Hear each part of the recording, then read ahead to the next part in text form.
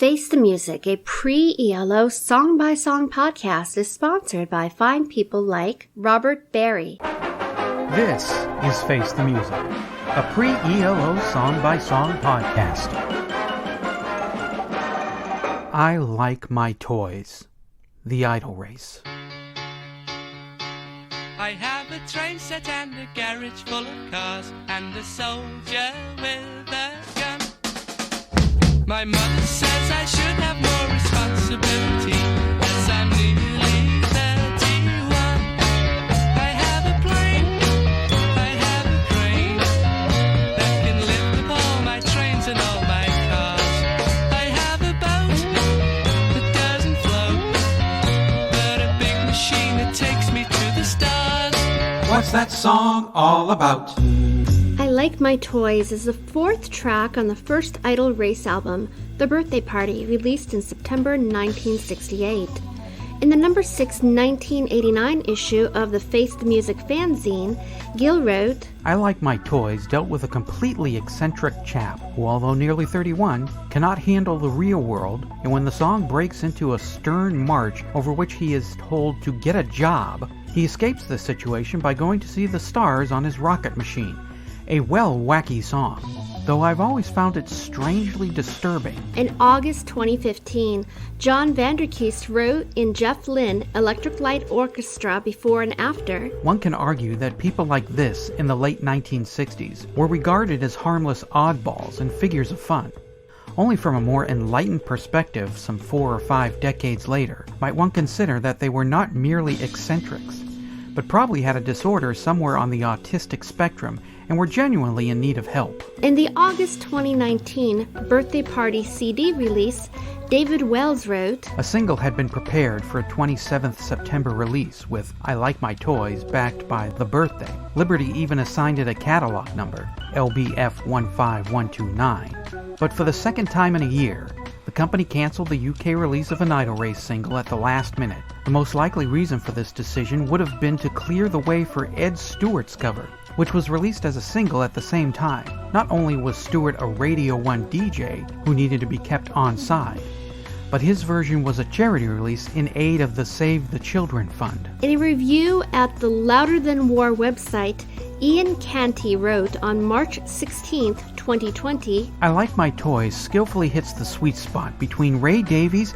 and Syd Barrett. It is a very smart character study, which I suppose you could even say foreshadowed Horace Wimp by E.L.O. a decade later. The song was covered by Ed Stewpot Stewart and the Save the Children Fund Choir in 1968, and by the Tables in 2000. I don't want to grow up. I'm a toy just kid. Hi, I'm Eric Winsenson, And I'm Eric Paul Johnson. and I like my toys. My wife likes her toys too. My wife has a Funko Pop Adipose, got a Vincent van Gogh one, and she also likes the Legos too, so I hitch myself to the right person. And I have React action figures of Papa Emeritus 3 from Ghost and Lemmy from Motorhead. And you know what? I'm over 31 by quite a bit. So, before we get into the discussion, I have absolutely nothing wrong with somebody who's 31 playing with his toys out in the garage. Garage, yeah. For some reason, Liberty found it tough to release a song. Now, Yeah. The song itself, I am looking at this as one of the biggest missed opportunities whatsoever, especially for the reason why they made the decision. But we'll get into the Under the Covers session that you can pay for over on Patreon. But this, combined with Birthday on the Back, would have been one of the classic psychedelic singles of the 1960s. This would be something that people were shelling out $50 to $100 to $200, depending on if they put a picture sleeve or something along with it. Unfortunately, it doesn't exist. So close, but no. Yeah. And one of my favorite things about the song, of course, is That guitar coming into the left channel, at least for me, it's the left channel, just adding so much to that because it sounds like a little bit of a throwback to 67, but then that guitar comes in and it's completely 68. That guitar actually doesn't even sound 68. That guitar is like the one on While My Guitar Gently Weeps when Eric Clapton comes in there with that background where it sounds like it's about 10 years ahead of its time. I think the only thing other than that whole music hall chorus thing towards the end, the only thing that really dates it a lot is the production because it's very, very heavily separated. If it was not so separated, it would still sound a little bit 60s, but because of the music hall portions, it would sound much ahead of its time. As it is, it's sad that this did not get released because another one of those Jeff Lynne songs with the happy tune and the lyrics that make you go, As much as I like playing with my toys at 51, this guy has some issues that would not have been addressed back in 1968 other than, like they said, taking them all away and smashing them. And telling them to go out and get a job. Because obviously I don't think this person belongs in the normal job pool. I think there might be places where they can place him. There's organizations now that do that. Mm-hmm. But yeah, his mom should be understanding a little bit more. But my mother says I should get a job. Though my father, she will tell. She says 16 years is a long enough rest. Though I say that I'm not well. Lyrically, it's great. Musically, it's great. This should have been released on its own and should have been the hit it deserved, or at least the cult hit it deserves. Yeah.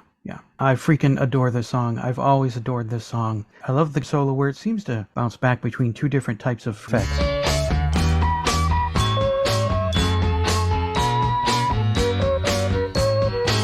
That lead guitar part, which isn't right in your face, but carries through the whole song, I think that really helps it. Yeah, I think it brings it up from just some sort of whimsical little psychedelic thing to giving it a little bit more edge, but not so much like, say, The Move, who recently discovered the wah-wah pedal, and they got to jam that into your ear with a hammer. And it's kind of typical of the 60s of young people making music, where the authority in the song is musically portrayed with a march and deep voices saying, "Don't do that, you're wrong, stop that."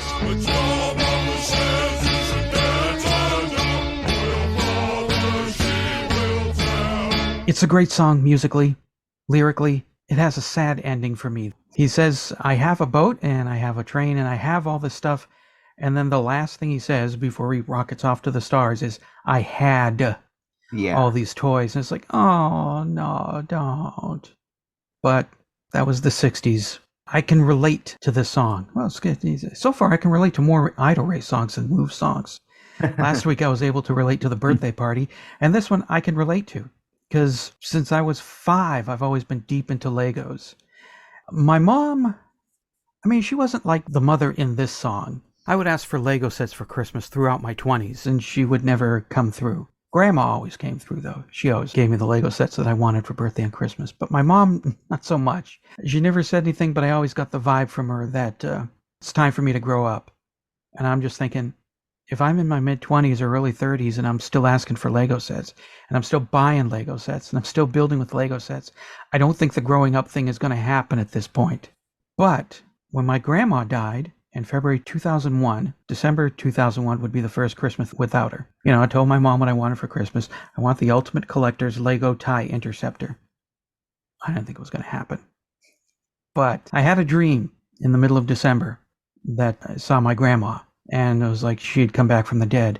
And I'm like, oh, Grandma, you're back. Christmas is coming up. Get me that Ultimate Collector Series Lego TIE Interceptor. And she laughed. Not like laughing at me, sort of like laughing. That's Eric. Yeah, I come back from the dead and he's still asking me for Legos. Well, Christmas came around without Grandma over at my parents' house. I unwrapped the present, and there it is, the Ultimate Collector Series Lego TIE Interceptor. And my dad said, you almost didn't get this. But when we found it at the store, it was severely discounted. So that's why you got it. So my dead grandma apparently at work, maybe switching price tags to make sure I got the Lego set I asked her to get from my mom. And after that, I think my mom gave up. Eric's not going to grow up. Get him the Lego sets. Did they ever make a Lego Junkie set? They don't have to. All Lego sets are Lego Junkies. We get into the stew pot version of this. I'm just going to tease it for Patreon. We are going to have an under the covers version going over Stuart, stew pot, whatever is freaking. All I know was some DJ with kids singing. And we're going to have a lot to say about that. So if you want to hear it, $1, Yes. $2, $3 an episode, and you get extra stuff like the Under the Cover segment. But before we get to that, I love this song. It's fantastic. It is fantastic, and so far, sorry, Roy. Yeah. I'm liking this a lot better than that First Move album. Some good stuff on that First Move album, but so far as an actual album I'd like to just sit back and listen to, Idle Race, at least this particular Idle Race album, has you beat so far. Got something to say about I Like My Toys? Then call the telephone line voicemail. 623-850-3375. Call now. This year at Lionel Play World, we're working harder than ever to keep prices lower. We're having bigger and better sales, especially on the toys your kids see on TV. And now you can shop at Lionel Play World till midnight, Monday through Saturday. Shop late on Sundays, too. A lot of stores talk about saving you money, but at Lionel Play World, we're working at it. Just listen to this. The Hot Wheels Inside Track Set by Mattel is now just $13.97 at Lionel Leisure. You get a portable raceway with 2 Hot Wheels cars and more, just $13.97. Galoob Smurf gift sets are on sale too, just $5.97 each. Choose from an assortment of wonderful wind-up walking Smurfs, just $5.97 each. Just try and beat that. Christmas Carol Catastrophes, a podcast covering the oddest Christmas songs ever unleashed on an unsuspecting public. Well, hey, this is Dr. Troy with my thoughts on I Love My Toys. Well, I indeed do love them, and I also love this song. This song gives off a sort of Christmas vibe to me. Now, I don't know if it was written for Christmas or not, but I don't think it would be out of place on a Christmas mix. I mean, Jingle Bells, after all, was originally a Thanksgiving poem, and yet it has become a staple of the Christmas season. And Little Altar Boy, as much as I love the song, it's not even about Christmas, but yet you hear it every year around this time, so I'm just saying, why not the Idle Race, I Love My Toys? If I had a Christmas mix, I would add it. In fact, this song is a contender for my favorite Idle Race song. Now, so far I give the edge to Here We Go Round the Lemon Tree, but this song rivals that one in every way. The thing I love best is the guitar. I love the way the guitar kind of goes along with the melody. And then the solo in the middle sounds like a call and response between the guitar and a trumpet, I would guess. And then the guitar goes back in working along with the melody. And then at the end, it sounds like the guitar and the keyboard are having some kind of battle. I think it's hilarious.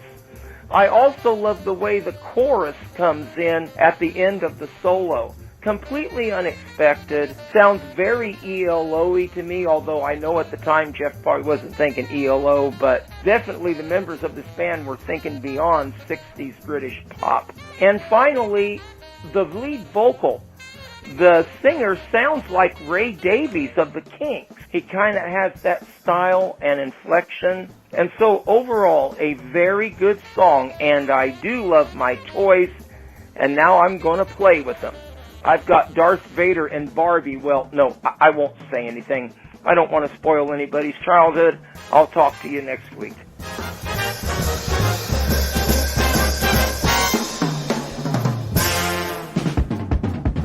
Face the Music, a pre-E.L.O. song-by-song podcast, is a production of Radio Trolla Entertainment, Assorted Deli Meats Amalgamated. You can contact us by voicemail at 623-850-3375. 888-848-3375 or email us at eloftmpodcast@gmail.com and we'll read and reply to it on the show. Keep up to date by joining our Facebook group and spread the word by sharing the link or giving us a quick rating on iTunes. Subscribe to our YouTube page, the Electric Light Orchestra Podcast channel, to hear other goodies. You can financially support the podcast at patreon.com/ELOpod or PayPal using the podcast's email address, or send a check or money order to P.O. Box 1932, Superior, Arizona 85173. Next week, Follow Me Follow.